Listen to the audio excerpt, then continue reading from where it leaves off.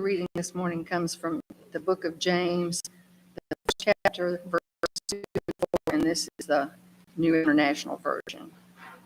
Consider it pure joy, my brothers and sisters, whenever you face trials of many kinds, because you know that the testing of your faith produces perseverance. Let perseverance finish its work so that you may be mature and complete, not lacking anything.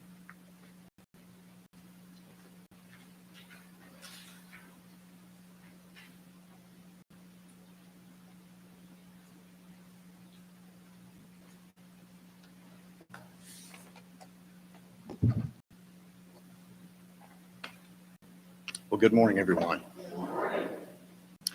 I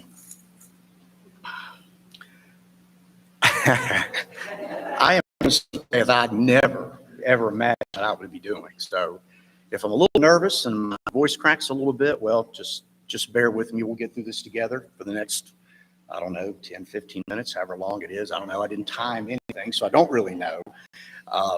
But I'm very excited to be here. About a month ago, Brian approached me at church and he said to me, he said, Mark, I want you to preach. And I did one of these. I said, are you crazy? I said, you want me to preach? He said, yeah, I think you're ready. I said, Brian, I said, I don't want the roof to collapse on this place. You want me to preach? He said, yeah. He said, I think you're ready. So I thought to myself, well, if he thinks I'm ready, then I must believe I'm ready. And I just felt like it was something I should do. Anyone that knows me well, and I've told my kids this, I'm a big believer of doing things, stepping out of your comfort zone. If you ever want to grow, whether that's personally, professionally, physically, and especially spiritually, we have to be willing to do things that are uncomfortable. I call it getting uncomfortable, okay? And I'm definitely out of my element here. This is not what I do on a regular basis. But again, I'm excited to be here, and I'm glad to be here this morning. What I'm going to do is just spend the next few minutes telling you about my journey over the last 10 to 12 years and where my life was and where I am today and how I've gotten to this point to be able to do this. This is a 12-year journey. And I couldn't have done it without the support of my family, my friends, and people that have supported me that know a little bit about my situation over the last decade or so. So here it goes. May 28th, 2010, about 4:30 in the afternoon. I'm at the Outer Banks. I'm on a fishing trip with 4 other guys. I had been told by my manager the week before that there was going to be a phone call. So you're thinking, well, what's the phone call? It's the dreaded 4 o'clock phone call on a Friday afternoon that every pharmaceutical rep dreads. It's the phone call that I have been on several occasions and breathed a sigh of relief. I get to keep my job for another year. Okay. On this particular day, my number got called, and me and my gentleman, we lost our jobs. At that particular moment, I wasn't so stressed about it because I was on vacation. I wasn't home or anything like that. But as I started to drive home that Sunday, I started thinking about, what am I going to do next? At the time, my oldest son, Logan, was 14. Brock was 11. Carson was 9. Logan was in middle school. My 2 youngest boys were in grade school. So kind of put it in perspective, Logan's here, he's 26, and Carson's here, he's 21. So it was a while back, and Rhonda was a stay-at-home mom. Fortunately, at that particular time, the job had afforded us the opportunity to do that, which I was very grateful. So many folks today do not have that luxury of having a mom stay and raise kids, and we were able to do that. And so I was grateful for the company they provided me over the years.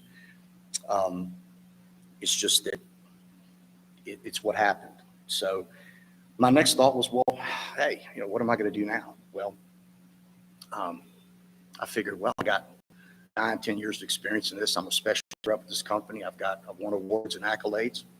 I'll just move on and find something else. Well, I'm here to tell you it was not that simple. At the time I got laid off, there were several other companies that had laid off lots of folks as well. So the pool of candidates that were unemployed looking for jobs was very large, and the number of positions was very small. And not only that, there were also people who were employed with other companies looking for these positions as well, which made it even more of a daunting task. Needless to say, I didn't find anything for a long time.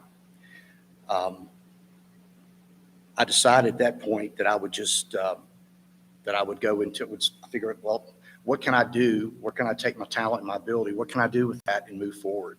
So I decided to go into the insurance and financial services industry. And I thought, I would do that and keep looking for a pharmaceutical job. And if it was God's will, I would find it. And if not, I would just continue doing that. But at the time that I lost my job, I didn't openly talk about that. And I probably should have. I should have let people know so that people would have been praying for me and that sort of thing. But at that particular time, I didn't want to. And there were several reasons for that.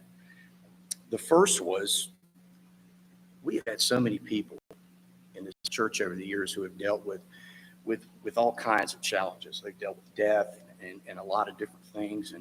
And there were folks going through so many different things. And I just felt like that, well, I'm not dealing with any of that. I'm just dealing with the job loss. And I just felt like my problems paled in comparison to what other people were dealing with. And I just didn't want to lay any of that at anybody else's doorstep, I guess, for lack of a better word.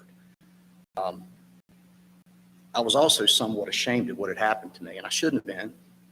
I know that now, but at the time I was.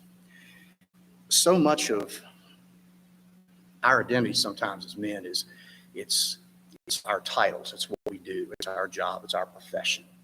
And I just had that stripped of me for no real reason other than the company was not performing well.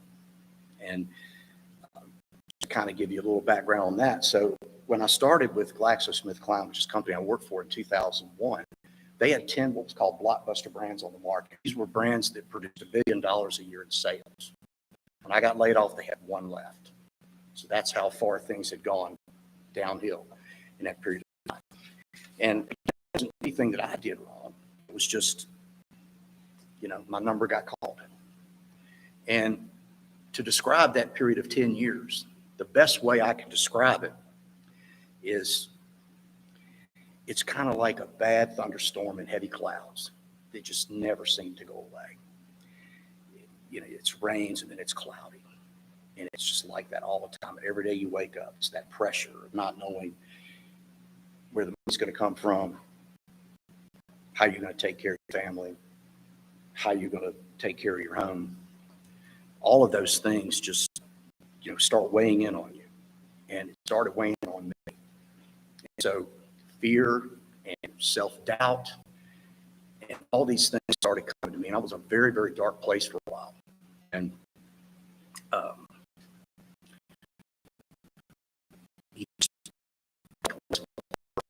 don't know any other way to describe it. It was just very, very difficult. And my situation was, it wasn't like, I wanted to work. I wanted to take care of my family. It was just, I couldn't find the vehicle that I needed to do it. And, I was living in a house that I really no longer qualified to live in. And I was trying to do anything that I could to take care of my family. And it was just a very difficult time. And this word of scripture that I'm going to read right now kind of helped me, gave me a little comfort through this. Matthew 6, verses 19 through 21. And it reads, "Do not store up yourselves treasures on earth where moths and vermin destroy and where thieves break in and steal. But store for yourselves treasures in heaven where moths and vermin do not destroy and where thieves do not break in and steal. For where your treasure is, there your heart will be also." That gave me comfort. It put in perspective for me that my title and my job and everything that I worked hard for, while it was important, yes, it took care of my family, sustained us, it wasn't the most important thing. That being, that being a good person and being in a relationship with God was far more important than any of those things. Those material things come and go, but your faith and your relationship with God are permanent. Those are permanent things. And I was just starting to turn a corner. And in 2015, things got really, really tough. I call it probably a rock bottom moment for me. We were struggling at the time, at the point that I was working, I think, 3 jobs, trying to support and make ends meet, and just really trying to hold it together. And I'll never forget, we were in the other building, and it was a day after 4th of July, 2015. It was July the 5th of 2015. And I'm sitting up there. I'm there in body, but my mind is a million miles away because all I can think about is my problems. I'm so consumed with my problems that I can't even think straight. And then Judy McWhorter stepped to the podium with this little book.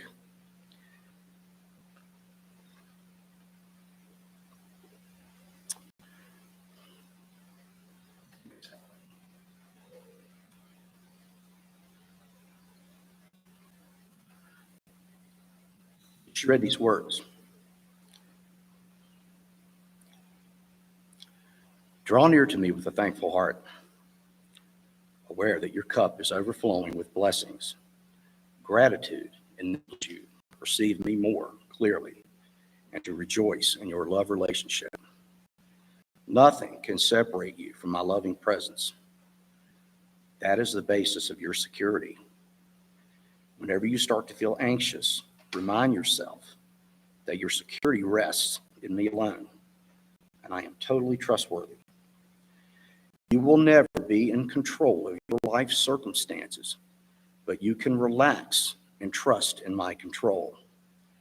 Instead of striving for a predictable, safe lifestyle, seek to know me in greater depth and breadth. I long to make your life a glorious adventure, but you must stop clinging to old ways. I am always doing something new within my beloved ones. Be on the lookout for all that I have prepared for you. And in that moment, I'm like, wow, that was really powerful. Where did that come from? And I know she had this book. And so I was sitting there the whole time waiting for the sermon to end and for things to, for just the rest of the service. And all I could think about was what you read. And I approached you. I don't know if you remember this, but I approached you afterwards and asked you, hey, where did you get that? Where did this book come from? And you showed it to me and told me about it. And then the very next Sunday, she brought this to me. And she didn't know this. I was going to share this with you, but I wanted you to be surprised. But this really was the start for me, to build what I would call my faith and trust muscle. I was getting out of my comfort zone again and getting involved in reading something that I had not done before, and really get into this little book. Things started to turn for me in late 2015. I was able to go back into pharmaceutical sales, and things were looking really good. What I'd like to do at this moment is share a few verses on struggle. Folks out there that might be going through different things that I'm going through, but everybody's got different struggles in life. I hope these will give you some comfort. I have told you these things so that in me you may have peace. In this world you will have trouble, but take heart. I have overcome the world. That is, I believe, John 16:33. This is from Philippians 4, verses 12 through 13. I know what it is to be in need, and I know what it is to have plenty. I have learned the secret of being content in any and every situation.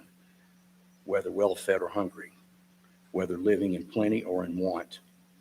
I can do all things through him who gives me strength. I think most everybody knows that verse. 1 Peter 5, verse 10.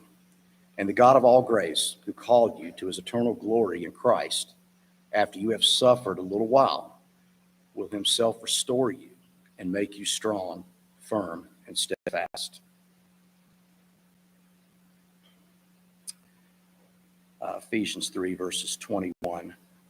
Now to him who is able to do immeasurably more than we all ask or imagine, according to his power that is at work within us. And then from 2 Corinthians 1:3, praise be to God and the Father of our Lord Jesus Christ, the Father of compassion and the God of all comfort, who comforts us in all our troubles, so that we can confront those in any trouble with the comfort we ourselves receive from God. And then my favorite, Psalms 23. The Lord is my shepherd, I lack nothing. He makes me lie down in green pastures. He leads me beside quiet waters. He refreshes my soul. He guides me along the right paths for his name's sake. Even though I walk through the darkest valley, I will fear no evil, for you are with me. Your rod and your staff, they comfort me. Those were very, very comforting words for me in a very, very dark time. But as I started reading this book more, as I got into the month of November, of course, that's Thanksgiving. And so this book is full of things to talk about when you talk about giving thanks and being thankful for what you have. And I'll find it here. The date of November the 24th, I'll read this. Thankfulness takes the sting out of adversity. That is why I have instructed you to give thanks for everything. There is an element of victory in this transaction. You give me thanks regardless of your feelings, and I give you joy regardless of your circumstances. I'm going to read that again because it was the first time I read that, I had to read it several times. You give me thanks regardless of your feelings, and I give you joy regardless of your circumstances.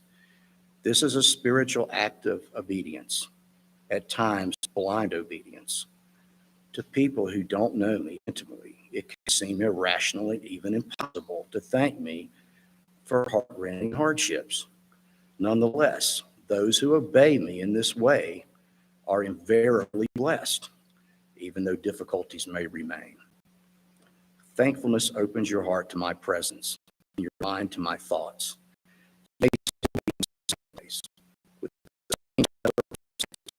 But as if the light has been switched on, enabling you to see from my perspective. It is this light of my presence that removes the sting from adversity. I remember reading that thinking, wow, how in the world do I do that? I say, dear Lord, I'm thankful that I'm broke. I mean, again, getting out of your comfort zone, out of your comfort area. I mean, it's crazy. Giving thanks for that. But what I realized, and just so you know, there's several different books up here that I read now. I picked over the years, and of course, this one was given. The men of the congregation have this one. Brian gave this out for Father's Day. But what I learned is just to give thanks in all things, because we don't always know what the outcome of things are. We deal with adversity in our life. Our things don't go our way. And what I've learned from this is that when something doesn't go the way I want it, it's because I can't see what's ahead. And I know something better is ahead. And there's a reason why things don't always work out the way we want. And we just don't know what they are yet. And they may present themselves quickly. They may never present themselves. Or it may be years before you figure it out. And that was the case with me. It was years before I understood why I had to go through what I had to go through to get to where I am now. So as I mentioned, I was able to get back in the pharmaceutical business, only to be laid off again 2.5 years later. So in February 2018, I found myself right back where I started. Okay. But this time, though, I was armed and prepared. I had a guide. I could climb that mountain because I was well equipped to climb that mountain.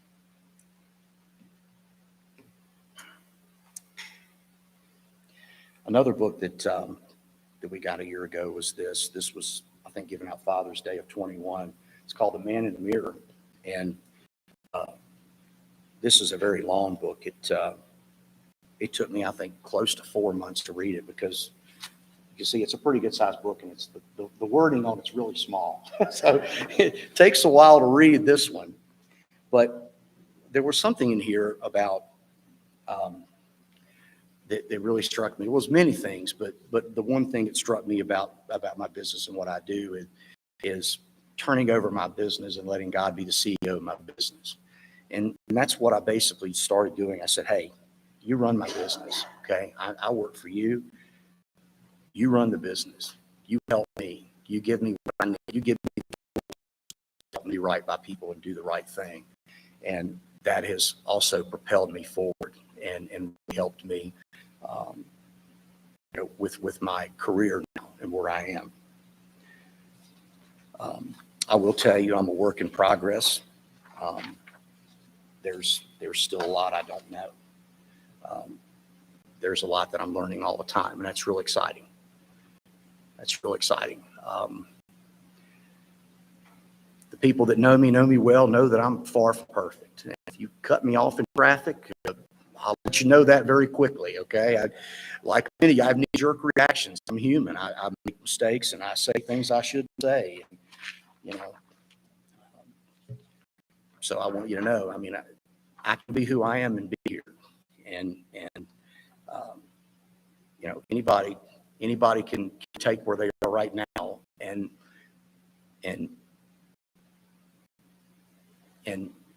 glorify God and can do his will, I guess, for lack of a better word. I called a friend of mine the other day before I was going to do this sermon. And he was the other gentleman that I'd worked with at the first pharmaceutical job. He got laid off with me. And I asked him about that time. I said, what do you remember about that time? Well, because I know it was devastating for me. What was it like for you? And he said, Mark, it was a blessing for me. And I said, why? Why would you say that? He said, my sister was dying of cancer, and she had about 6 months to live. And I was able to spend the time with her, to be with her during that time. He said this to me, and I've not thought of it this way. He said, time is the only resource that we have that you can't reproduce. Time is, once time is gone, time is gone. That's it. And I realized when I hung the phone up with him that what he looked at was a blessing at that time. I looked at it as a curse. What a blessing it was for me, because I had to go through what I had to go through to get to where I am now. And it's been a difficult process, but one that I'm glad I'm through it, obviously, but it's made me appreciate things more, and friendships more, relationships more, and just little things that maybe other folks take for granted. I appreciate everything. I'll read from Romans 8:28. And we know that in all things, God works for the good of those who love him, who have been called according to his purpose. Found that one and loved it. I'm going to end with a quick story. Most of y'all that know me know I'm a big sports fan, and I'm a UVA fan. Everybody knows that, and I love basketball. And it's not about this. This is really cool, but in 2018, on their way to playing in the NCAA tournament, they won the ACC. They were the number one rated seeded team coming into the tournament. They were playing a 16 seed, University of Maryland, Baltimore County, known as UMBC. And in the history of the tournament, since its inception, no number one seeded team had ever lost to a 16 seed. It never happened. Well, on that particular night, it was the perfect storm for Virginia, and they got beat. And it wasn't so much that they lost, it's how they handled it. We're not talking about professional athletes here that deal with disappointment. We're talking about amateur athletes. We're talking about kids, 20, 18, 19, 20, 21 years old. Not seasoned athletes in their late 20s, early 30s. And the adversity they had to deal with and the pain they had to go through with that. And as you all know the story, they came back the next year and won the national championship. And Tony Bennett's the head coach of University of Virginia. Y'all know anything about him. He's a very devout Christian. He's very open about that. Just a tremendous guy to listen to and speak. But when they had their year-end banquet for the basketball team, he held up two tickets. The first one in his left hand was the UMBC ticket. It was the game that they had lost. In his right hand was a national championship ticket. The team they had beat for that was Texas Tech. And he said, he said that it was a painful gift, what they went through.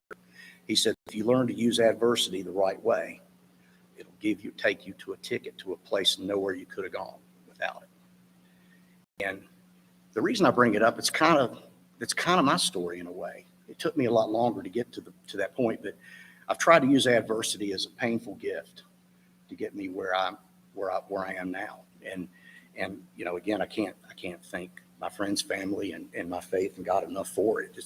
It's a wonderful place where I am right now. It really is.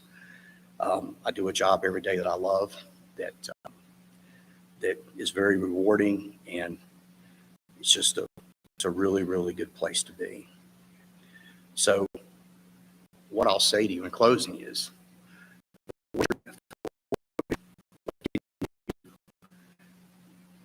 where you are right now today, to honor God. You don't have to be a perfect person. If we were looking for perfect people, there'd be nobody coming through the door.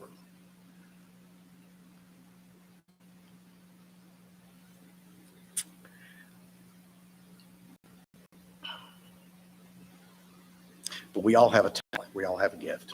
We all have something that we can offer. And I just close by saying, just find a way to get connected. I don't care if it's the Bible is your thing, that's great. If it's a little book like this and a little devotion, I do mine in the morning when I wake up. It's the best time. It's quiet. I do it before I cut the television on, so I have no distractions. Find something to God and develop that relationship. It only comes when you make an effort and try. So I'll just close with this. If you're struggling today and you want to develop a relationship with Christ, or you want to become a member of this church family, you please come forward now as we stand and sing.